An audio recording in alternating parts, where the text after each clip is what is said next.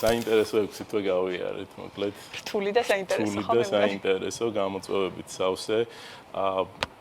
საბედნიეროდ უარესი მოლოდინები არ გამართლდა საბედნიეროდ.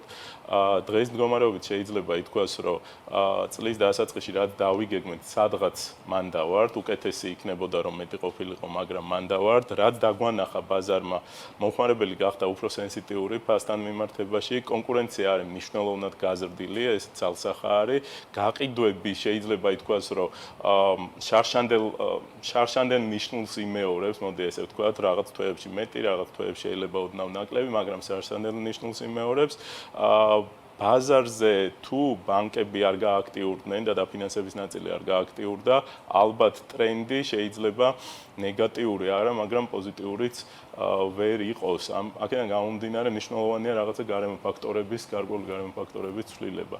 იმ ფონზე, როდესაც ფასი იზრდება. ბანკები ისევ ძალიან ფრთხილად უყურებენ და ისევ არ გაიცემა ახალი სესხები, გუშინ ზუსტად აპარტნიორობენ, თანაც ამ თემაზე ვსაუბრობდით, იგივე ტენდენციებია. ზუსტად იგივე ტენდენციებია კორპორატიული დაკრედიტების მიმართულებით და გამკაცრებულია გარკვეულწილად იპოთეკური მიმართულება, იპოთეკური ფიზიკური პირების დაკრედიტების მიმართულება.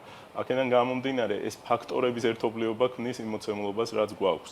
იმ ფონზე, როდესაც მშენებლობის ღირებულება ძვირდება, შესაბამისად გვიწევს ფასის გაზრდა კვადრატულ მეტრზე გასაყიდ ფარდზე და ფასი რო პირდაპირ კორელაციაშია გაყიდვებთან, ეგეც ვიცით. შესაბამისად, ეს ერთობლიობა თუ არ შეიკრა და რაღაც კომპონენტები არ გაუმჯობესდა, ცოტა შეიძლება გაგვიჭირდეს.